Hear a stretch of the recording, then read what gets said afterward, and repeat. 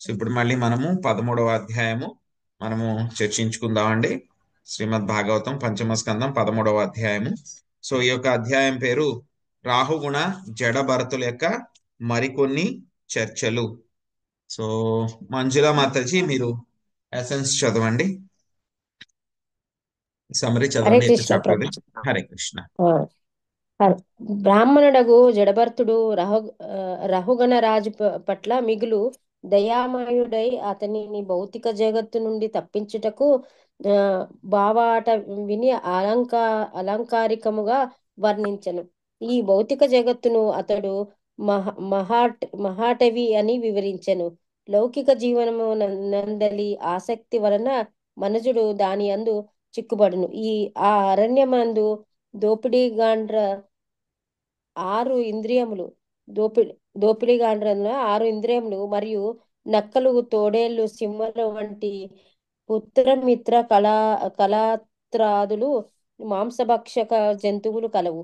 ఈ జంతువులు ఇంటి ఇంటి పెద్ద రక్తమును ద్రవ సదా ఆతుర చిత్తముతో నుండును. ఈ అడవి దోపిడీగాండ్రు రక్త మాంసాలను తిను క్రూర జంతువులు కలిసి ఈ భౌతిక జగత్తునందు మానవుని శక్తి కృంగునట్లు కొల్లగొట్టుచున్నవి. అతని యందు గడ్డితో కప్పబడిన చీకటి గంట కూడా కలదు. దాని యందు ఎవరైనాను పడేటి అవకాశం ఉన్నది. ఈ అడవి యందు ప్రవేశించి పలు భౌతిక ఆకర్షణలచే మోహితుడైన మనిషి భౌతిక ప్రపంచం, సంగమును, స్నేహమును, ప్రేమ, కుటుంబము అనువానితో తదాత్మము చెందును. దారి తప్పి ఎటుపోవలనో తెలియక పశుపక్షులాదులచే పీడించబడే అతడు పలు కోరికలకు బలియగును. ఈ విధముగా అతడు అరణ్యమందు ఆ, కష్టించి పనిచేయుచు అటూనిటూ పరిభ్రమింపచుండెను. తాత్కాలికమగు సుఖము చేయి మోహితుడైన అతడు నామమాత్ర దుఃఖము చే వ్యసనపడును. నిజ నిజమునకు అతడు నామమాత్ర సుఖ దుఃఖముల చేయి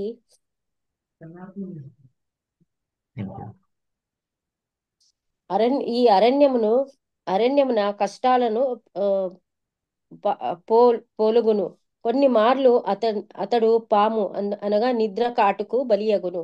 దానిచే ఇతడు చిత్తమును కోల్పోయిను. కర్తవ్య నిర్వహణ విశేషమున విభ్రమ విభ్రమునకు గురి అగును. కొన్ని మార్లు పరస్త్రీకి ఆకర్షితుడై ఆమె పొందుగు అనుభవింపవలనని తలంచును. నానా రకములకు వ్యాధులచే, శోకముచే, శీతలములచే అతను పీడింపబడును. ఈ విధముగా భావాటం యందు మనుజుడు భవక్లేశములను అనుభవించెను. సుఖవంతుడు ఆ, కాగోరుచు జీవుడు దీని యందు తన స్థానం నుండి వేరొక స్థానముకు మార్చుచుండును. కాని నిజమునకు భౌతిక జగత్తునందు అతడు ఎన్నడూను సుఖభాగుడు కాజాలడు. నిరంతరము లౌకిక కర్మలతో నెలకొని అతడు సదా కలతకు గురి అయి ఉండును. తానొక రాజు తానొక రోజు మరణించవలసి ఉన్నదని అతడు మరచును. తీవ్ర కష్టమును అనుభవించినప్పటికీ మాయామోహితుడై అతడు ఇంకొక భౌతిక సుఖముకే అత్యాశపడును. ఆ ప్రకారం జీవుడు తనకు భగవంతునితో గల సంబంధమును పూర్తిగా మరచును. జడభర్తుని నుండి దీనిని వినినంతట రహుగణ్ణి యందు కృష్ణ భక్తి భావన జాగృతమయ్యని. ఈ విధముగా జడభర్తుడు సాంగత్యం వలన అతడు గొప్ప లాభమును బడిసెను. తన మోహమును అంతరించినదని తెలుసుకోగలిగిన రహుగన్ రహుగణుడు జడభర్తుని పట్ల జరిగిన దుర్వ్యవహారణపు క్షమార్పణ వేడెను. దీనంతటికి శుకదేవ గోస్వామి పరీక్షణ మహారాజుకు వివరించెను. హరే కృష్ణ ప్రభుజీ. ధన్యవాదాలు ప్రభుజీ. హరే కృష్ణ. బ్రాహ్మణం వాచ దురత్యయేద్వన్యజయా నివేశితో రజస్తమః సత్వవిభక్త కర్మదృక్ స ఏష సాధోర్ధపర పరిభ్రమన్ భవాటవీం యాతి న శర్మ విందతి. ప్రభావతి మాతాజీ మీరు ఆ అనువాదం చదవండి, భాష్యము శశికళ మాతాజీ చదవండి. ప్రభు, నా నాకు నిన్న కూడా అవకాశం రాలా ప్రభు. వస్తుంది మాతాజీ, ఈ రోజు వస్తుంది. హరే కృష్ణ ప్రభుజీ, దండవత్ ప్రణామాలు. హరే కృష్ణ. పూర్ణజ్ఞాని పూర్ణ బ్రహ్మజ్ఞాని యగు జడభర్తుడు ఇట్లు పలకసాగను. ప్రభుగణ, జీవుడు దుస్తరముకు సంసార పథమున పరిభ్రమించుచు నిరంతర జన్మ మృత్యువులను బడైచుండును. సత్వ రజస్తమో గుణములనడి త్రిగుణముల ప్రభావము వలన భౌతిక జగత్తుచే మోహితుడై మాయావశమున అతడు శుభములు అశుభములు శుభాశుభ మిశ్రములనడి మూడు కర్మఫలములనే గాంచును. ఆ విధముగా అతడు ధర్మము, అర్థము, కామము, సాయుధ్యముక్తి అని వాని యందు అనురక్తుడగును. ఏవో కొన్ని వస్తువులు సంపాదించి వానిని లాభమునకు అమ్ముకొనవలెననే భావనలో అరణ్యమును ప్రవేశించు వణిజుని వలె అతడు అహర్నిశము శ్రమించును. అయినను నిజముగా అతడు ఈ భౌతిక జగత్తులో సుఖమును బడైజాలడు. ధన్యవాదములు ప్రభుజీ. హరే కృష్ణ. హరే కృష్ణ ప్రభుజీ. భాష్యంపై జై శ్రీల ప్రపాదులు వారికి జై. ఇంద్రభోగ పదం ఎంత కఠినమైనదో, దాట సత్యం కానిదో ఎవరైనాను సులభంగా అవగతం కొనవచ్చును. కానీ ఇంద్రియ భోగ పదమనగా నేమో తెలియకనే జీవుడు తన జన్మ మృత్యు పరంపరలో చిక్కుపడి నానా విధములకు జన్మలను మరలా మరలా పొందుచుండును. ఆ విధముగా అతడు సంసార క్లేశమును అనుభవించును. అమెరికా దేశస్థుడును, భారతీయుడును, ఆంగ్లేయుడును లేదా జర్మనీ దేశస్థుడును అనుచు ఈ జన్మమున సుఖభావనను కలిగి ఉన్నప్పటికీ మనుజుడు తదుపరి జన్మయందు 84 లక్షల జీవరాశిలో దేని ఎందేనను జన్మింపవచ్చు. కర్మానుసారం అతడు శీఘ్రమే మరొక దేహమును గ్రహింపవలసి వచ్చును. ఒకానొక రకమైన దేహమును జీవుడు బలవంతంగా పొందవలసి వచ్చును. దానికి అసమ్మతిని తెలియజేయటం వలన లాభం లేదు. ప్రకృతి యొక్క కఠిన నియమం అది. జీవుడు తన నిత్యమగు ఆనందమయ జీవితమును గూర్చి ఎరుగునందుననే మాయావశమున లౌకికర్మల ఎడ ఆకర్షితుడగను. ఈ ప్రపంచంలో అతడు ఏనాడును సుఖానుభూతిని పొందనప్పటికీ మిగుల శ్రమించుచుండును. అదే మాయ అనబడి. ధన్యవాదాలు ప్రభుజీ. హరే కృష్ణ. హరే కృష్ణ మాతాజీ. సో మనం కొత్త అధ్యాయం మొదలు పెట్టుకున్నాము. ఈ యొక్క అధ్యాయం పేరు 13వ అధ్యాయము, రహుగణ జడభరతుల మరికొన్ని చర్చలు అనేటువంటిది ఒక అధ్యాయం అన్నమాట. ఈ యొక్క అధ్యాయంలో ఏంటంటే కనుక మనకి ఒక కథలాగా చెప్తారనమాట. ఎలా అయితే కనుక నారదముని చెప్పారు కదా, పురంజన స్టోరీ ఒకటి చెప్పారు. గుర్తుందా లేదండి, మర్చిపోయారా? అవును ప్రభుజీ చెప్పారు. పురంజన స్టోరీ లాగే మళ్ళీ ఇక్కడ ఇంకొక స్టోరీ అన్నమాట. సో ఇక్కడ కూడా మళ్ళీ ఇంకొక అనాలజీ లాగా చెప్తారనమాట. ఒక పొడుపు కథల్లాగా ఉంటుంది అనమాట ఇంచుమించు.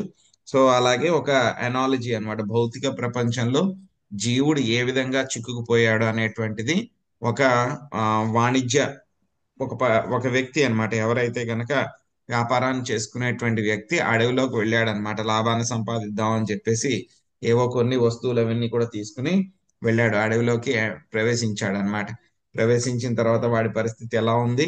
వాడి పరిస్థితి అదే భౌతిక ప్రపంచంలో కష్టాలు అనుభవిస్తూ ఆనందంగా ఉన్నాను అని చెప్పి భావించేటువంటి జీవుడి యొక్క పరిస్థితి ఏమిటి అనేటువంటి విషయాలన్నీ కూడా చాలా అనలిటికల్ గా మనకి ఈ యొక్క అధ్యాయంలో చెప్తారనమాట. ఇది ఇంకొక పురంజన స్టోరీ లాగా ఉంటుంది అనమాట. ఇది కూడా మళ్ళీ షార్ట్ స్టోరీ కూడా చెప్తారు కదా. పురంజన స్టోరీ అయిన తర్వాత మళ్ళీ జింక స్టోరీ చెప్తారు. జింక వేటగాడు అని చెప్పి స్టోరీ చెప్తారు. అది కూడా గుర్తుందండి, గుర్తులేదా, మర్చిపోయారా? ఉంది ప్రభుజీ. గుర్తుందా? ఓకే అండి. అయితే ఇంకొక స్టోరీకి రెడీ అయినా మరి? రెడీగా ఉన్నాం Prabhuji. So thank you. So మళ్ళీ ఇక్కడ ఆయన చెప్తున్నారనమాట. ఇంకా ఎవరు? జడభరతుడు చెప్తున్నారు ఆయనకి, రఘుగుణ మహారాజుకి. ఏం చెప్తున్నారు? జీవుడు ఏం చేస్తున్నాడు? మొత్తము చాలా కష్టమైనటువంటి యొక్క సంసారంలో తిరుగుతూ ఉన్నాడు. తిరుగుతూ ఎప్పుడు కూడా జన్మ మృత్యువులు అనేటువంటి పొందుతూనే ఉన్నాడు అనమాట. సో మాయామోహితుడు అయిపోయి ఎప్పుడు కూడా ఎలా చూస్తున్నాడు? శుభము అశుభము శుభాశుభాలు అనేటువంటి కర్మ ఫలితాలని మాత్రమే చూస్తూ ఉన్నాడు అనమాట. ఆ విధంగా కూడా ప్రతి ఒక్కళ్ళు కూడా ఏం చేస్తున్నారు? ధర్మ అర్థ కామ మోక్ష అంటే కనుక ఇక్కడ సాయుధ్య ముక్తి అని చెప్పి స్పెసిఫిక్ గా రాశారనమాట. ఈ నాలుగిట్లోనే తిరుగుతూ ఉన్నాడు అనమాట. ఎలా అయితే కనుక ఒక వ్యక్తి ఎవరైతే కనుక అడవిలోకి వెళ్తాడు అని చెప్పి చెప్పుకున్నాం కదా, ఈ యొక్క సామాన్లన్నీ కూడా తీసుకుని మంచి మంచివి అన్ని కూడా లాభాలకు అమ్ముకోవాలని చెప్పేసి ఒక అడవిలోకి ప్రవేశించాడు అనమాట. అక్కడ ఏ విధంగా కష్టాలు అనుభవిస్తున్నాడు అనేటువంటిది మనకి ఇందులో చెప్తున్నారనమాట. సో ఇక జన్మ మృత్యు పరంపరలో పడి ఎవరైనా సరే ప్రస్తుతం మానవ జన్మ వచ్చినా సరే తర్వాత మనకి ఏ జన్మ ఉంటుంది అంటే కనుక 84 లక్షల జీవరాశుల్లో మనకి ఏదో ఒక జన్మ ఉంటుందన్నమాట. ఎలా ఉంటుందని చెప్పి మనకు తెలియదు. కర్మ ప్రకారం మనం వాటిని స్వీకరించాల్సి ఉంటుంది. కర్మణ దైవ నేత్రేణ. సో మనం ఏ విధంగా అయితే కనుక కర్మలు చేసామో మన యొక్క కర్మ ఫలితాలను బట్టి మనం ఆ శరీరాన్ని ఖచ్చితంగా తీసుకోవాలి. అవన్నీ కూడా ఉంటాయి మనకి ఆ కర్మల ప్రకారం అన్నమాట. వస్తూ ఉంటాయి అవన్నీ కూడా, ఎవరు కూడా మార్చలేరు. నేను ఈ శరీరం తీసుకోను, నాకు వద్దు, నాకు వేరే రకం కావాలి అంటే కనుక నో చాయిస్. అక్కడ ఆప్షన్ ఏమీ లేదు. కర్మ బాగుంటే కనుక మంచి శరీరం వస్తుంది, కర్మ బాగోపోతే కనుక జంతు శరీరంలోకి వెళ్ళాలన్నమాట.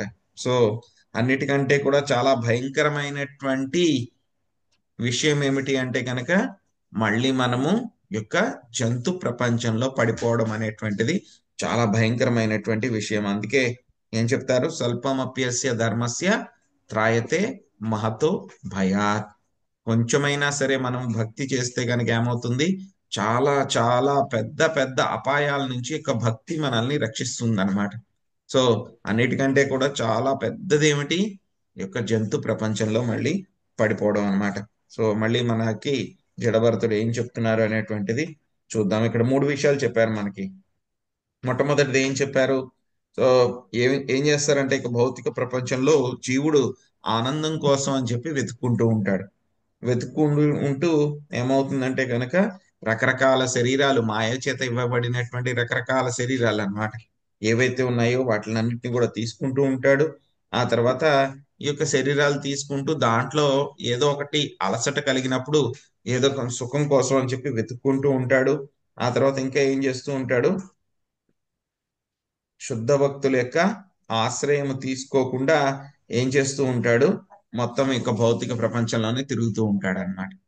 సో ఇక్కడ మనకు చెప్పినటువంటి విషయాలు ఏమిటి, మనకి శరీరాలు తీసుకుంటూ ఉంటాడు, ధర్మార్థ కామ మోక్షాలు అని చెప్పేసి వాటి కోసం ప్రయత్నిస్తూ ఉంటాడు అని చెప్పి ఏవైతే చెప్పారో ఈ 3 విషయాలు మనం అర్థం చేసుకోవాలన్నమాట. ఒక వ్యాపారి ఏమయ్యాడు, అడవిలోకి ప్రవేశించాడు అనమాట. ఏవో కొన్ని వస్తువుల్ని సంపాదించుకొని వాటిని అమ్ముకుందాము, అమ్ముకుంటే కనుక తర్వాత నాకు లాభం వస్తుంది, ఆ లాభం వస్తే కనుక నాకు ఆనందం కలుగుతుంది అని చెప్పి అడవిలోకి ప్రవేశించాడు. కానీ అక్కడ ఏమి లాభం ఆనందం ఏమీ దొరకట్లేదు అనమాట. సో ఏం జరిగింది అటువంటి వ్యాపారికి అనేటువంటిది మనకి ఈ యొక్క అధ్యాయంలో వస్తుంది అనమాట. యస్యామిమేషన్నరదేవదస్యవః సార్ధం విలుంపంతి కునాయకం బలాత్ గోమాయవో యాత్ర హరంతి సార్థికం ప్రమాత్తమావేశ్య యథోరణం మృకా. సో చందన మాతాజీ మీరు చదవండి, అనువాదం చదవండి. భాష్యము రాధమ్మ మాతాజీ చదవండి.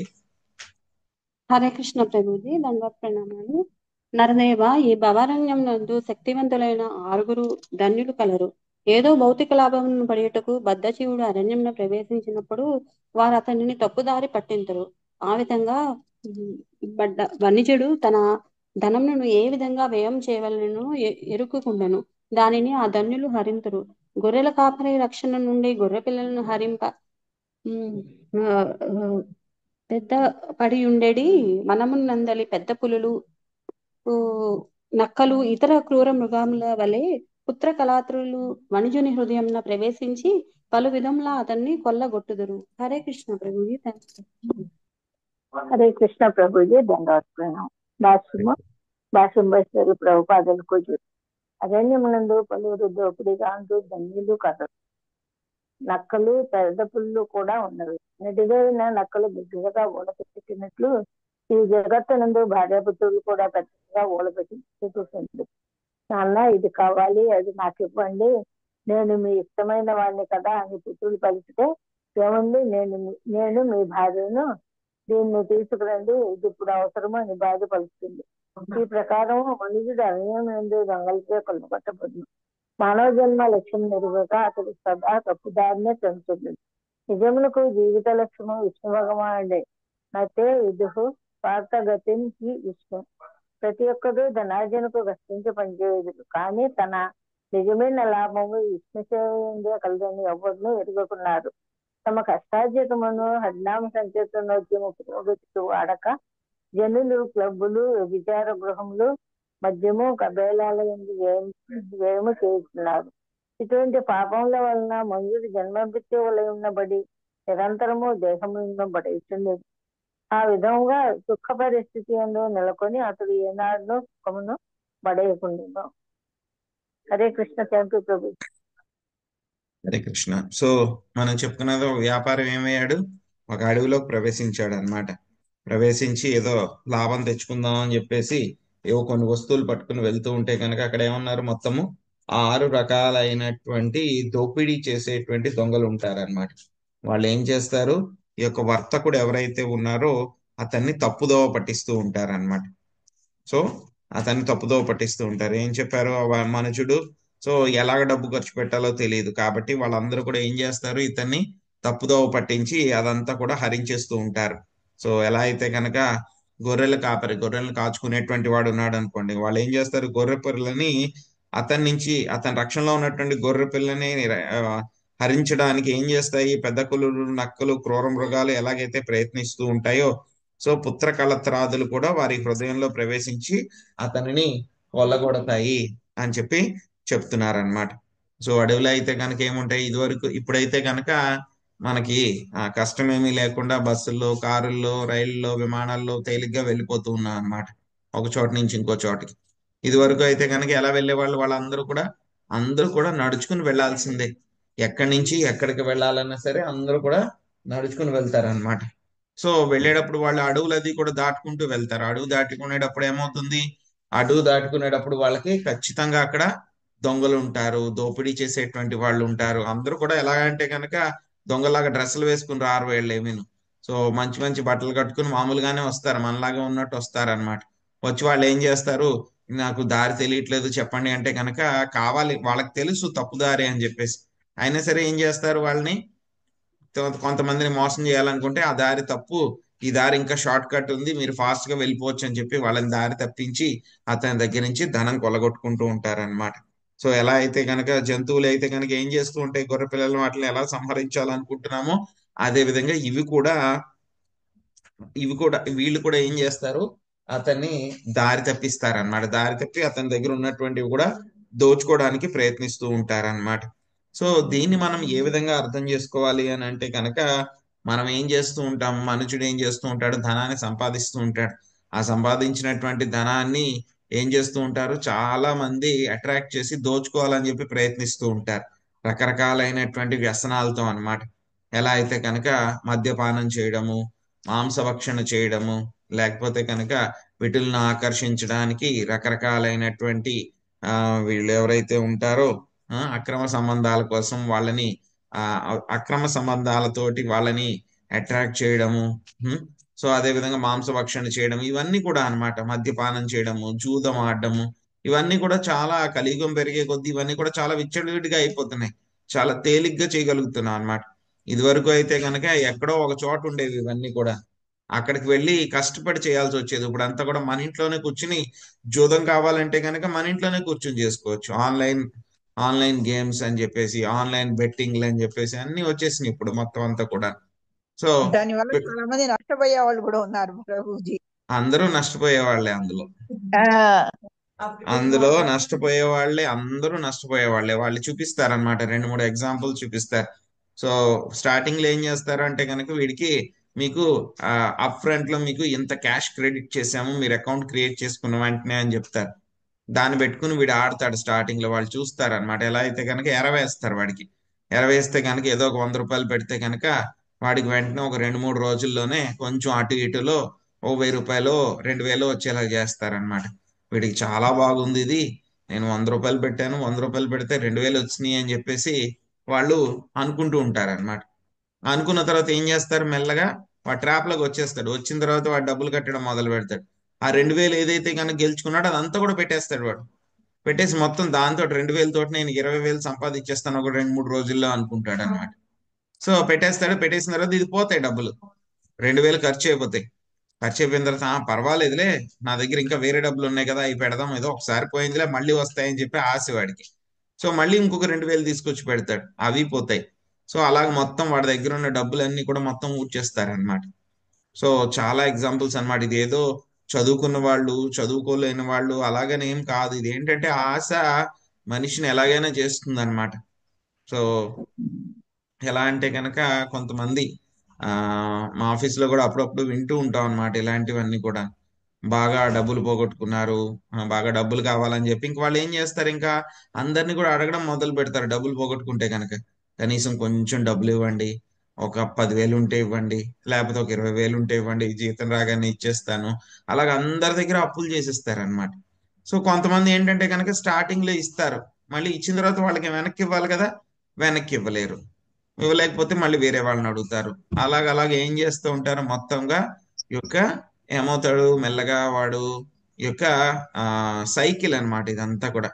ఒక అప్పు, 2 అప్పులు, అలాగా అప్పు చేసి అప్పు చేసి అప్పు చేసి దానికి వడ్డీ చక్ర వడ్డీ అయిపోయి అలాగా క్రెడిట్, మళ్ళీ అది తిరిగి తిరిగి తిరిగి తిరిగి అప్పులు ఊబిలో కూరుకుపోతారు అనమాట. ఇంకేం చేయాలో తెలియదు, దాని నుంచి ఎలా బయటపడాలో కూడా తెలియదు అనమాట. సో దీని అంతటికీ కూడా కారణం ఏంటి? అత్యాశ. సో అత్యాశ, ఇంకొకటి ఏమిటి, నాకు ఏదున్నా సరే చాలా తేలిగ్గా కష్టపడకుండా డబ్బులు వచ్చేయాలి, తక్కువ సమయంలో డబ్బులు వచ్చేయాలి, వీటితోటి నేను బోల్డ్ అంతా ఎంజాయ్ చేయాలి అనేటువంటి భావన. ఇటువంటి భావన ప్రతి ఒక్కరికి ఉంటుంది అనమాట. సో ఇదివరకు అయితే కనుక ఇవన్నీ కూడా ఏం చేసేవాళ్ళు, మన ఊర్లో కూడా వచ్చేవి ఇవన్నీ గంగా గోదావరి స్కీమ్స్ అని చెప్పి అలా పెట్టేవారు.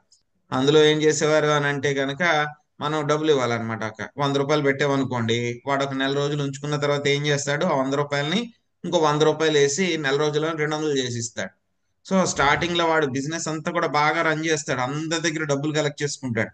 ఏమవుతుంది, ఒక్కొక్క రోజు అందరికి బాగా నమ్మకం వచ్చిన తర్వాత అందరూ తీసుకొచ్చి వాడి దగ్గర బోల్డ్ బోల్డ్ డబ్బులు పెడతారు. పెట్టిన తర్వాత ఏం చేస్తాడు, రాత్రికి రాత్రి వాడు బోర్డు తీపేస్తాడు, ఎవరికి దొరకడు. సో ఇలాంటి స్కీములు చాలా జరుగుతాయి. ఎన్ని జరిగినా సరే ప్రజలకి ఇంకా అత్యాశ అనేటువంటిది పోదు, కాబట్టి వాళ్ళు మళ్ళీ మళ్ళీ చేస్తూనే ఉంటారు ఇలాంటివి.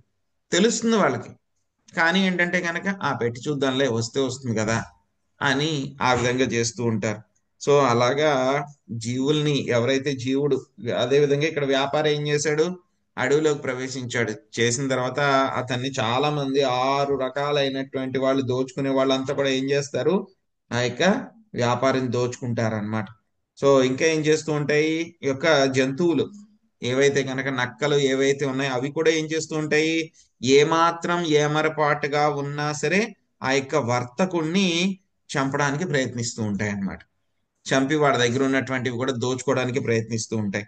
అలాగే ఇక్కడ బంధువులు ఎవరైతే ఉన్నారో వాళ్ళందరినీ కూడా వీటితోనే పోల్చారనమాట. ఏమాత్రం ఆదరపాటుగా ఉన్నా సరే వాడి యొక్క ఆస్తిని అంతా కూడా లాక్కోవడానికి వాళ్ళు రెడీగా ఉంటారు అని చెప్పి ఇక్కడ చెప్తున్నారనమాట. ప్రభూత వీరు తృణగుల్మ గహ్వరే కఠోరధంసైర్మసకైరుపద్రుత క్వచిత్తు గంధర్వపురం ప్రపశ్యతి క్వచిత్యతిచ్ఛాసురయోల్ముఖగ్రహం. శాంతికృష్ణ మాతాజీ మీరు అనువాదం చదవండి, మహాలక్ష్మి మాతాజీ భాష్యం చదవండి. హరే కృష్ణ ప్రభుజీ. అరణ్యమునందు దట్టమైన పొదలు, తృణములు, లతలచే తయారు చేయబడిన పలు పొదరిళ్లు ఉన్నవి. వాని యందు బద్ధజీవుడు నిర్దయగా కుట్టెడి దోమలచే అసూయ పరులగు జనులు ఎల్లప్పుడూ కలతకు గురి అయి ఉండును. కొన్ని మార్లు అతడు అరణ్యమున గంధర్వపురమును గాంచును. మరికొన్ని మార్లు ఆకాశమునందు ఉల్కవలే గోచరించడి దెయ్యమును పిశాచమును గాంచి నిశ్చేష్టుడగును. Thank you Prabhuji. హరే కృష్ణ. హరే కృష్ణ. హరే కృష్ణ ప్రభుజీ, దండ ప్రణామాలు. భాష్యము ప్రభుపాదుల వారికి జై. లౌకిక గృహము నిజమునకు కామ్యకర్మల గుంట వంటిది. జీవికను సంపాదించుటకు మనిషి అనేకములకు కర్మాగారములను నడుపుచుండవచ్చును, వ్యాపారములను కొనసాగించుండవచ్చును. ఉన్నత లోక ప్రాప్తికై అతడు కొన్ని మార్లు పెద్ద యజ్ఞములను నిర్వహించి ఉండవచ్చును. వీని మాట అటుంచి జీవికకై ప్రతి ఒక్కడు ఏదో ఒక ఉద్యోగం చేయవలసిందే కదా. ఆ కార్యములలో అతడు పలువురు అవాంఛితులను కలువవలసి వచ్చును. వారి వ్యవహారమే దోమకాట్లతో పోల్చబడినది. అది మిగుల అవాంఛిత పరిస్థితులను కలుగు చేయును. అటువంటి కలతల మధ్యను మనుషుడు పెద్ద భవంతిని నిర్మించి దాని యందు శాశ్వతముగా నివసించడం తాను శాశ్వతంగా ఉండనని తెలియ ఆలోచనలు చేయుచుండును. ఆకాశమందులు ఉల్కవలే గోచరించుడి క్షణ బొంగురమగు దెయ్యముతో బంగారము పోల్చబడినది. అది ఒక్క క్షణము కనిపించి పెదప వెడలిపోను. సాధారణంగా కామ్యకర్మరతులు బంగారము లేదా ధనమును పట్ల ఆకర్షితులై ఉందరు, కానీ అవి ఇచ్చట దెయ్యములు పిశాచములతో పోల్చబడినవి. హరే కృష్ణ ప్రభుజీ, దండ ప్రణామాలు. హరే కృష్ణ. సో చాలా కంపారిజన్, చాలా జడభరతుడు చెప్పేటువంటి కంపారిజన్ చాలా భయంకరంగా ఉంది. ఇక్కడ చదవడానికి కష్టంగా ఉంది, ఇంకా చెప్పాలంటే ఇంకా కష్టంగా ఉంది అనమాట. సో 4వ శ్లోకం చూద్దాము.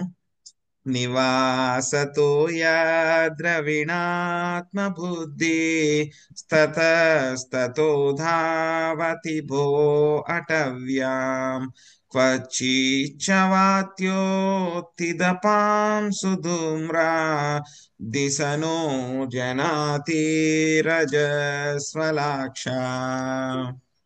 సుబ్బరత్న మాతజీ అనువాదం చదవండి, పద్మిని మాతజీ భాష్యం చదవండి. హరే కృష్ణ ప్రభుజీ, దండవత్ ప్రణామాలు. రాజా భవాటవి పదమున చనడి పనిజుడు గృహమును ధనము మిత్రాదులచే తన బుద్ధి నశించగా జయాన్వేషణలో ఒక చోట నుండి ఇంకొక చోటకు పరుగుదీయుచుండును. కొన్ని మార్లు అతని కనులు సుడిగాలిచే రేగి ధూళిచే కప్పబడును. అనగా కామకుడై అతడు భార్య యొక్క సౌందర్యముచే ముఖ్యముగా ఆమె ఋతు సమయమున మోహితుడగుచుండును. ఆ విధముగా కామాంధుడైన అతడు తానెటు పోలెనో లేదా తానేమి చేయుచున్నాడో గాంచజాలకుండును. హరే కృష్ణ ప్రభుజీ. Thank you Prabhuji. హరే కృష్ణ.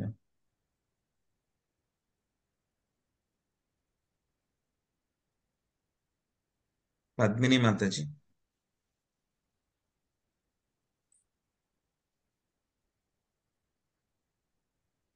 పద్మిని మాతాజీ ఉన్నారండి? శాంతి కృష్ణ మాతాజీ మీరు చదవండి. హరే కృష్ణ ప్రభుజీ.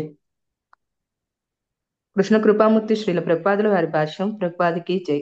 మైథున సుఖమే గృహస్థ జీవనమున కేంద్ర విషయము కనుక కుటుంబాకర్షణ అంతయు భార్య యందే ఉన్నదని చెప్పబడును. ఎన్మైదునాది గృహమేది సుఖం హి తుచ్చం. లౌకికుడైన వాడు భార్యనే కేంద్రాకర్షణముగా చేసుకొని అహర్నిశము కష్టించి పనిచేయును. లౌకిక జీవనమున అతని ఏకైక భోగము మైథున సుఖమే. కనుకనే లౌకికులు భార్య పట్ల ఆకర్షితులై ఉందురు. మిత్రులుగా స్త్రీల చెంతకు చేరుచుందురు. మైథున సుఖము లేకుండా వారు పనిచేయజాలరు. ఇట్టి పరిస్థితుల యందే భార్య సుడిగాలితో ముఖ్యముగా ఋతు సమయమున పోల్చబడినది. గృహస్థ జీవన నియమ నిబంధనలను ఖచ్చితముగా పాటించువారు మాసమునకు ఒక మారే భార్య యొక్క ఋతు సమయము చివరకు మైథునమును పాల్గొనెదరు. అట్టి అవకాశము కొరకై ఎదురు చూచడి వ్యక్తి కళ్ళు భార్య యొక్క సౌందర్యముచే కప్పబడును. కనుకనే సుడిగాలి కళ్ళను ధూళిచే కప్పివేయునని చెప్పబడినది. తన కర్మలన్నింటినీ వివిధ దేవతలు ముఖ్యముగా సూర్యుడు గమనించుచున్నారనియు తదుపరి జన్మకై అవన్నీయును గణింపబడుచున్నవనియు అట్టి కాముకుడు ఎరుగడు. జ్యోతిష్యమునకు సంబంధించిన గణనలను జ్యోతిష్య శాస్త్రం అందురు. ఈ భౌతిక జగత్తందలి జ్యోతి వివిధ నక్షత్రముల నుండి గ్రహముల నుండి కలుగును కనుక ఆ శాస్త్రమునకు జ్యోతిష్య శాస్త్రం అని పేరు వచ్చినది. దాని ద్వారా మన భవిష్యత్తు సూచితమగును. అనగా నక్షత్రములు సూర్య చంద్రాదులు బద్ధజీవుని కర్మలకు సాక్షి అయి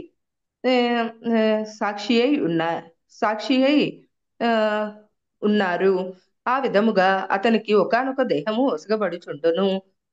సంసార సుడిగాలిచే రేగిన ధూళిచే కనులు కప్పబడిన కామకుడు తన కర్మలన్నీయును వివిధ నక్షత్రములు గ్రహములచే పరిశీలించబడుచున్నవనియు మరియు గమనింపబడుచున్నవనియును ఏమాత్రము ఎరుగడు. దాని నెరుగకనే బద్ధజీవుడు కామ సంతృప్తికై అనేక మగు పాపములకు ఒడిగట్టును.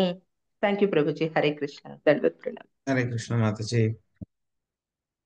సో ఇతను ఏం చేస్తూ ఉంటాడు, ఈ యొక్క వ్యాపారి అడవిలో వెళ్తున్నప్పుడు ఒకసారి ఏమవుతుందంట, చాలా దట్టంగా ఉన్నటువంటి కొన్ని ఈ యొక్క బుషెస్ అన్నమాట, అంటే కనుక పొదలు, తృణాలు, లతలు ఇవన్నీ కూడా ఉంటాయి కదా, వాటిలన్నిటిని కూడా దాటుకుంటూ వెళ్ళాలన్నమాట. సో అలా వెళ్తున్నప్పుడు ఏమవుతుంది, వాటిల్లో జనరల్ గా ఏముంటాయి, ఏవో ఒకటి చిన్న చిన్న పురుగులు కానీ లేకపోతే దోమలు కానీ ఇవన్నీ కూడా ఉంటాయి అన్నమాట. అవన్నీ కూడా ఏం చేస్తుంటే వాటిలో దారి వెళ్తున్నప్పుడు అవి ఏం చేస్తూ ఉంటాయి, మనల్ని కుట్టేస్తూ ఉంటాయి అన్నమాట.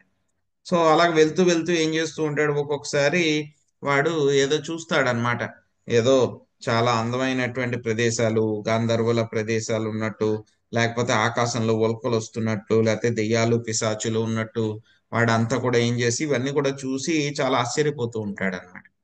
ఏమిటి ఇవన్నీ కూడా, ఏం చెప్తున్నారు, ఎందుకు చెప్తున్నారు ఈ యొక్క జడభరతుడు అని అంటే కనుక, దానికి ఏం చెప్తున్నారు అని అంటే కనుక, ఇక్కడ గృహస్థాశ్రమంలో ఏంటంటే కనుక ఈ యొక్క కామ్య కర్మలు చెయ్యాలి అని చెప్పి వాడు ప్రయత్నిస్తూ ఉంటాడు. సో ఏం చేస్తూ ఉంటాడు మళ్ళీను, ఈ యొక్క ఆ యొక్క కామ్య కర్మలను ఆనందించాలి అనేటువంటి విషయము జరుగుతూ ఉన్నంతసేపు కూడా ఏం చేస్తూ ఉంటాడు, ఈ యొక్క సంసారంలో నేను ఆనందించాలి, సంసారం అంటే కనుక కుటుంబంలో, కుటుంబ జీవనంలో నేను ఆనందించాలి అని చెప్పి మళ్ళీ మళ్ళీ మళ్ళీ మళ్ళీ కూడా ప్రయత్నిస్తూ ఉంటాడు. సో ఆ తర్వాత మళ్ళీ ఏం చేశారు, దోమలు అవన్నీ కుడుతూ ఉంటాయని చెప్పి మనం చెప్పుకున్నాం కదా. సో ఆ పొదలు ఏవైతే ఉన్నాయో అవన్నీ కూడా ఏంటంటే కనుక కుటుంబంలోనే మళ్ళీ మళ్ళీ ఇంకా ఉండాలి అని అనుకోవడం అన్నమాట. ఆ తర్వాత దోమలు కుడుతూ ఉంటాయి అని చెప్పి చెప్పుకున్నాం కదా మనం. ఇక కుటుంబ జీవనంలో ఉన్నప్పుడు ఏం చేయాలి, అతను పోషించాలి కదా. సో పోషించేటప్పుడు ఏంటి, మిగతా వాళ్ళందరితో కూడా ఏం చేయాలి, ఏదో ఒక సంబంధం పెట్టుకోవాలి, ఏదో ఒక పని చేయాలి, వాళ్ళందరితో కూడా సంభాషించాలి. ఒక్కొక్కసారి వాళ్ళతోటి చాలా కష్టంగా ఉంటుంది అనమాట. ఒక్కొక్కసారి దొంగలు కూడా వస్తూ ఉంటారు. సో ఏమవుతుంది, వాళ్ళందరూని ఎలా పోలుస్తున్నారు ఇక్కడ మనకి, దోమలతోటి, అదే విధంగా ఈ యొక్క రాబందులతోటి, ఎలకలతోటి, వీటితోటి పోల్చడం జరిగింది అనమాట. సో ఒక్కొక్కసారి ఏంటి, చాలా ఇమాజినరీ అన్నమాట. సో ఏవో ఉన్నట్టు మనకి అలాగ అనిపిస్తూ ఉంటాయి అన్నమాట. అవన్నిటిని దేంతో పోలుస్తున్నారు అంటే కనుక, మనసు ఎప్పుడైతే కనుక ఈ యొక్క కామ్య కర్మల పట్ల పూర్తిగా అనురక్తం అయిపోతుందో అప్పుడు ఏమవుతుందంటే కనుక ఈ యొక్క భౌతిక ప్రపంచము శాశ్వతంగా అనిపిస్తూ ఉంటుంది అనమాట. సో అప్పుడు ఏం చేస్తూ ఉంటాడు వాడు, తాగుతూ ఉంటాడు, ఏదో ఒకటి తింటూ ఉంటాడు. సో ఈ యొక్క మైథున కార్యక్రమం చెయ్యాలి అని చెప్పి చేస్తూ ఉంటాడు. వాటన్నిటి పట్ల కూడా ఎలాగా చాలా చాలా ఎక్కువగా ఆ బంధాన్ని పెంచుకుంటూ ఇంకా ఇంకా ఈ యొక్క ఇంద్రియార్థాలు ఏవైతే ఉన్నాయో వాటిని ఇంకా పొందాలి, ఇంకా పొందాలి అని చెప్పి వాటిని ఏం చేస్తూ ఉంటాడు, వాటికి తిరుగుతూ ఉంటాడు ఆ యొక్క ఇంద్రియార్థాల వెనకాలంతా కూడా. ఎలా అయితే కనుక ఒక జింక ఉందనుకోండి, జింక ఏం చేస్తుంది, అడవిలో దానికి ఎండమావులు కనిపిస్తే కనుక ఏవో నీళ్లు దొరుకుతాయని చెప్పేసి ఎండమావుల కోసం ప్రయత్నిస్తూ ఉంటుంది. ఎంత దూరం నడిచినా సరే ఆ యొక్క ఎండమావుల్లో ఎంత వెతికినా సరే నీళ్లు ఉండవు అన్నమాట. సో ఆ తర్వాత ఏమవుతుంది, ఒక్కొక్కసారి ఏంటి, ఈ యొక్క దెయ్యాలు వాటిలన్నీ కూడా చూస్తూ ఉంటారు అని చెప్పి చెప్తున్నారు అనమాట. ఇక్కడ జీవుణ్ణి ఏం చెప్తున్నారు, ఈ యొక్క దెయ్యాలు పిశాచాలను దేంతో పోలుస్తున్నారు, బంగారము అదే విధంగా ధనంతో పోలుస్తున్నారు అన్నమాట ఇక్కడ. సో ఎందుకంటే కనుక భౌతిక ప్రపంచంలో మనకి ఈ యొక్క ఆ మెటీరియల్ ఆపులెన్స్ అన్నమాట. సో భౌతిక పరంగా మనకి ఐశ్వర్యం ఏది అంటే కనుక బంగారము, ఆ యొక్క ధనమే అన్నమాట. సో ఏమవుతుంది, ఆ యొక్క ధనం ఏమవుతుంది, వేరే వాళ్ళందరూ కూడా ఏం చేస్తూ ఉంటారు, మనం ధనం సంపాదించుకుంటే కనుక వాళ్ళు దాన్ని చూసి అసూయ చెందుతూ ఉంటారన్నమాట. సో కొంతమంది అసూయ చెందుతూ ఉంటారు, ఎవరైతే కనుక ఈ యొక్క రజోగుణంలో ఉంటారో వాళ్ళు ఏం చేస్తారు, మన ధనం పట్ల వాళ్ళు ఆకర్షితం అవుతూ ఉంటారన్నమాట. ఇంకా ఏమవుతుంది, ఈ యొక్క కుటుంబ జీవనంలో ఉంటే కనుక ఏమవుతుంది అని అంటే కనుక వాడు ఇంకా నాకు విజయం కావాలి, విజయం సాధించాలి, ఇంకా ఇంద్రియ భోగం చెయ్యాలి అని చెప్పి ప్రయత్నిస్తూ ఉంటాడు అనమాట. సో అప్పుడు ఏమవుతుంది, అతడు ఈ యొక్క కుటుంబము అదే విధంగా ఈ యొక్క సంపదలు, బంధువులు వీళ్ళందరి మూలంగా ఏమవుతుంది, అతని యొక్క బుద్ధి ఏమైపోతుందంట, భ్రష్టం అయిపోతూ ఉంటుంది అనమాట. 4వ శ్లోకంలో మనకు అదే చెప్తున్నారు ఇక్కడ. గృహము, ధనము, మిత్రాదులచే తన బుద్ధి నశిస్తుంది. ఆ విధంగా నశించడం మూలంగా ఏమవుతుంది, సో ఇంకా నాకు చాలా విజయం కలగాలి, ఇంకా ధనం సంపాదించాలనేటువంటి ఉద్దేశంతో ఏం చేస్తూ ఉంటాడు, ఒక చోట నుంచి ఇంకో చోటకి వెళ్తూ ఉంటాడు అనమాట. సో అలాగ వెళ్తూ ఉన్నప్పుడు ఏమవుతుంది, ఒక్కొక్కసారి వాడి యొక్క కళ్ళు యొక్క సుడిగాలి వచ్చినప్పుడు ధూళి ఏదైతే ఉంటుందో దానివల్ల కప్పబడిపోతూ ఉంటుంది అనమాట. సో ఇక్కడ మనకి ఏం చెప్తున్నారు, ఒక చోట నుంచి ఇంకో చోటకి జయాన్వేషణలో పరిగెత్తడము అని అంటే కనుక ఈ యొక్క శరీరాన్ని ఏం చేస్తూ ఉంటాడు, ఇంకా ఇంకా బాగా నేను పోషించాలి అనేటువంటి ఉద్దేశంలో ఏం చేస్తూ ఉంటాడు, బాగా అక్కడికి వెళ్ళి ఉద్యోగాలు చేయడం, అక్కడికి వెళ్ళి వ్యాపారాలు చేయడం, అక్కడికి వెళ్ళి ఈ పనులు చేయడం, ఎంత కష్టమైన పనులు అయినా సరే చేయడం, ఇవన్నీ కూడా చేస్తూ ఉంటారన్నమాట. సో అలా చేస్తూ ఉన్నప్పుడు ఏమవుతుంది, నేను ఏం చేస్తున్నాను అనేటువంటి విషయం కూడా మర్చిపోతూ ఉంటాడు. మర్చిపోయి ఈ యొక్క భౌతిక ప్రపంచము అనేటువంటి ఈ యొక్క దీంట్లో అనేటువంటి ఒక్క గొప్ప అరణ్యంలో ఏం చేస్తూ ఉంటాడు, ఇంకా తిరుగుతూ తిరుగుతూ తిరుగుతూ ఉంటాడు అనమాట. సో ఇంకా ఇక్కడ సుడిగాలితో దేని పోల్చుతున్నారు అని అంటే కనుక, సుడిగాలి వచ్చినప్పుడు ఏమవుతుంది, ఒక్కొక్కసారి వేసవకాలంలో మనకి సాయంత్రం పూట సుడిగాలు గాలిదుమ్ములు వస్తూ ఉంటాయి. మనం ఎప్పుడైనా సరే అనుకోకుండా గాలిదుమ్ములో ఉండిపోయాం అనుకోండి, మనకి ఏమీ కనపడదు, చుట్టూరు అంతా కూడా దుమ్ము ఉంటుంది, మన కంట్లో కూడా దుమ్ము పట్టేస్తుంది అనమాట. సో చాలా కష్టం అవుతుంది మనకి ముందుకు వెళ్ళడానికి, ఒక్క అడుగు కూడా వేయడానికి కష్టంగా ఉంటుంది అనమాట. అలాగే భౌతిక ప్రపంచంలో ఉన్నప్పుడు ఒక్కొక్కసారి ఆ యొక్క వ్యాపారికి ఏమవుతుందంట, భౌతిక ప్రపంచంలో ఉన్నప్పుడు వ్యాపారికి కూడా ఏమవుతుందంటే ఒక్కొక్కసారి ఈ యొక్క భార్యతోటి మైథున సుఖము అనేటువంటి భావనతోటి కళ్ళు పూర్తిగా కప్పిపోతాయి అన్నమాట. ఈ యొక్క మైథున సుఖము అనేటువంటి భావనతోటి అన్నమాట. సో ఇది వరకు అంటే కనుక చాలా పద్ధతిగా ఉండేవాళ్ళు కాబట్టి వాళ్ళు ఏం చేసేవారు అని అంటే కనుక, భార్య ఋతు సమయం అయిన తర్వాత ఒక్కసారి, నెలకొక్కసారి మాత్రమే కలుసుకోవడానికి అవకాశం ఉండేది. దానికోసం అని చెప్పి నెలంతా కూడా వెయిట్ చేసేవాడు అనమాట. వెయిట్ చేస్తూ భార్య యొక్క అందం కోసం అని చెప్పి కామాంధుడే ఎప్పుడు కలుసుకోవాలా ఏంటి అని చెప్పి ప్రయత్నిస్తూ ఉంటాడు అనమాట. సో దాన్ని ఎలా పోలుస్తున్నారు అంటే కనుక, ఈ యొక్క ధూళితోటి కళ్ళు మొత్తం కప్పిపడిపోయినాయి అతనికి అనేటువంటి దాంతో పోలుస్తూ ఉన్నారు అనమాట. సో తర్వాత ఇంకేం చెప్తున్నారో చూద్దాం. అదృశ్య జిల్లే స్వనకర్ణశూలా ఉలూకవాద్వీర్యధితాంతరాత్మా అపుణ్యవృక్షాన్ శ్రయతే క్షుదార్దితో మరీచితో యాన్యభిధావతి క్వచిత్. శశికళ మాతాజీ మీరు అనువాదం చదవండి. పద్మిని మాతాజీ ఉన్నారండి? పద్మిని మాతాజీ పునః ప్రభుజీ వచ్చాను. భాష్యం చదవండి మీరు. అలాగే. హరే కృష్ణ హరే కృష్ణ. ప్రభు. భవారణ్యమున చర్చించుతూ బద్ధజీవుడు అదృశ్యంగా నుండి ఈచురాయి కఠోర శబ్దములను కొన్ని మార్లు వినుచుండను. దానిచే వాని కర్ణములకు మిగుల బాధ కలుగును. శత్రువుల పరుష వాక్కులనడి గుడ్లగూబుల శబ్దములచే కొన్ని మార్లు అతని హృదయం శోభించును. మరికొన్ని మార్లు అతడు ఫలపుష్ప రహితమైన వృక్షమును ఆశ్రయించుచుండను. మిక్కిలి ఆకలి కొని అట్టి వృక్షమును ఆశ్రయించిన అతడు తత్ఫలితముగా కష్టముల పాలగును. దప్పిక వలన నీటిని కోరిన అతడు ఎండమావులచే భ్రాంతుడై వాని వెంట పరుగు తీయి. హరే కృష్ణ ప్రభుజీ, ధన్యవాదాలు. హరే కృష్ణ ప్రభుజీ, దండవత్ ప్రణామాలు ప్రభుజీ. భాష్యముపై ప్రభుపాద్కి జై. భాగవత తత్వము పూర్తిగా అసూయ రహితులైన వారికే పరమో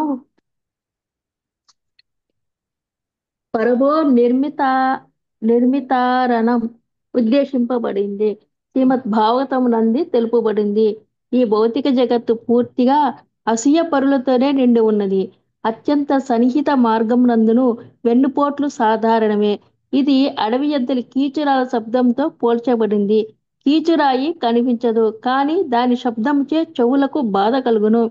కృష్ణ భక్తి భావనను చేపట్టినప్పుడు మనుజుడు బంధువుల నుండి అప్రియమగు వాక్కులచే వినవలసి వచ్చును. ప్రపంచ స్వభావమే అది. అసూయ పరువులు వెన్నుపోటుచే కలిగడి మనోక్లేశమును ఎవ్వడును తప్పించుకొనలేడు. ఆ విధంగా దుఃఖితుడై మనుజుడు కొన్ని మార్లు సహాయార్థము పాపాత్ముని ఆశ్రయించుచుండును. వివేక శూన్యుడైనందున ఆ పాపి ఏ విధముగాను సహాయము అందించజాలడు. ఆ విధంగా జీవుడు మిగుల అసంతృప్తికి లోనగును. నీటి కొరకు ఎడారిలో ఎండమావుల వెంట పరుగు తీయుటతో దానిని పోల్చవచ్చును. అట్టి కార్యములు ఎటువంటి లాభమును కలుగజేవులు. ఈ విధంగా మాయచే నడుపబడి బద్ధజీవుడు పలు విధములకు కష్టములకు గురియగును.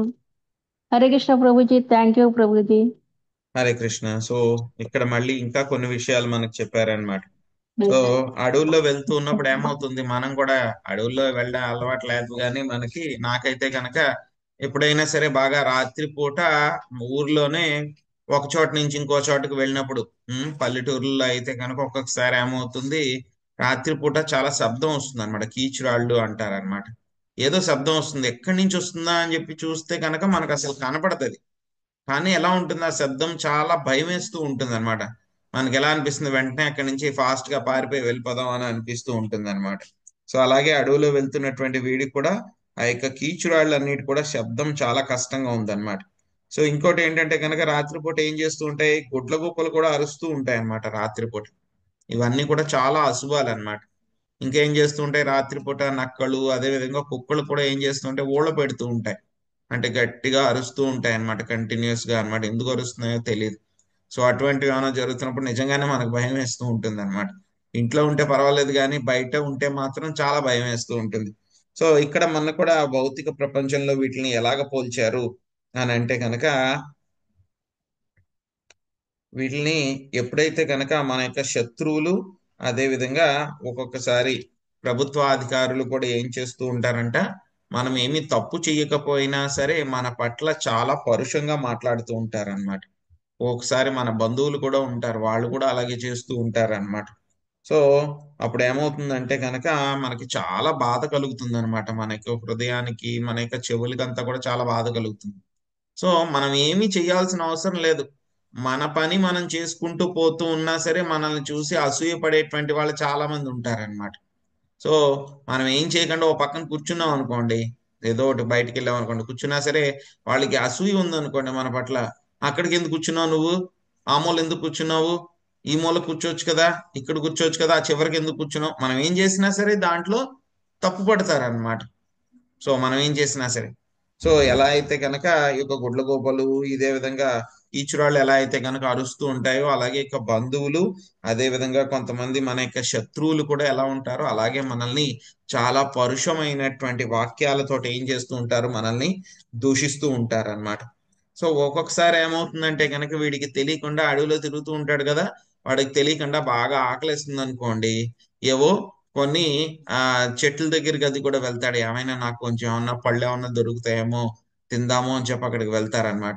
సో అన్ని కూడా రకరకాలైనటువంటి చెట్లు ఉంటాయన్నమాట అడవుల్లో. కొన్ని ఏంటంటే కనుక చెట్లలో కూడా పుణ్యమైనటువంటి చెట్లు ఉంటాయి, పాపమైనటువంటి చెట్లు ఉంటాయి అన్నమాట. పుణ్యమైనటువంటి చెట్లు అని అంటే కనుక ఆ చెట్లు ఏంటంటే కనుక మంచివి అన్నమాట.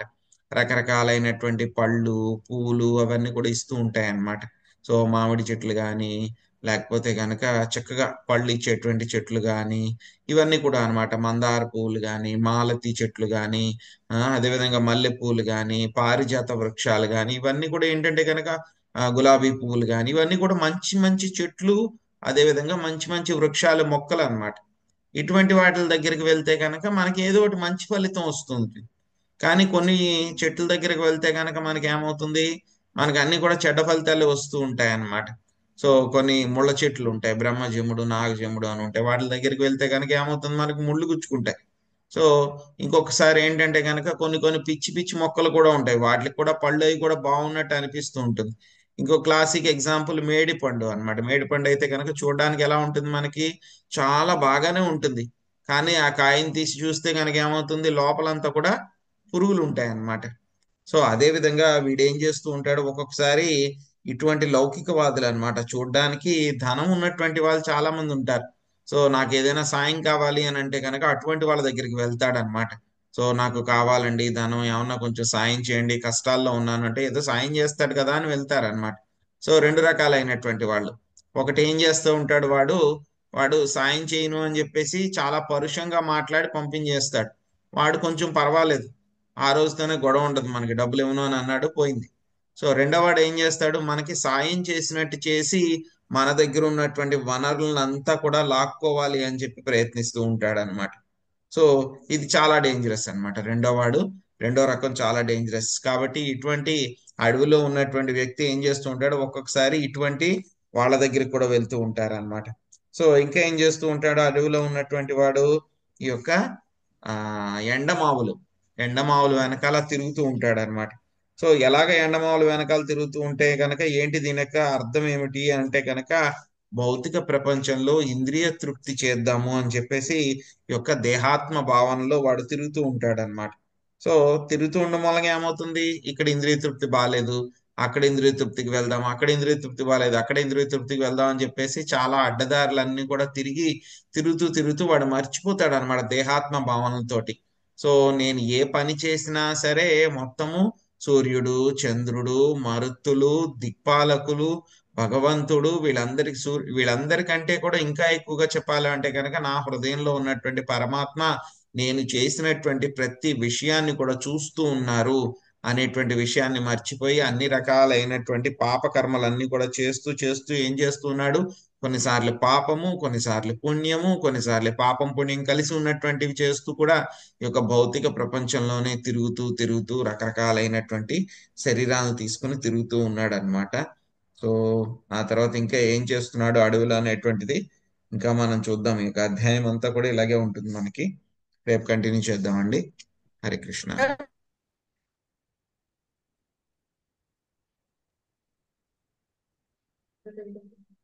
రేపు 8 o'clock ఉంటుందండి మనకి యాజ్ యూజువల్. ధన్యవాదాలు ప్రభుజీ. హరే హరే కృష్ణ. హరే కృష్ణ. హరే కృష్ణ ప్రభుజీ. హరే కృష్ణ. Thank you Prabhuji. హరే కృష్ణ. ప్రభుజీ ప్రణామాలు. చెప్పండి బాగా మాతాజీ. హరే కృష్ణ ప్రభుజీ. బాగా పోల్చారు ప్రతిదిను అడవిలో ఎలాగో అలాగని. చాలా కొంచెం గట్టిగానే పోల్చారు. మనకి పురంజన కన్నా ఇది ఇంకా ఎక్కువ ఉంది. ఇంజెక్షన్ డోస్ ఎక్కువగా ఉంది.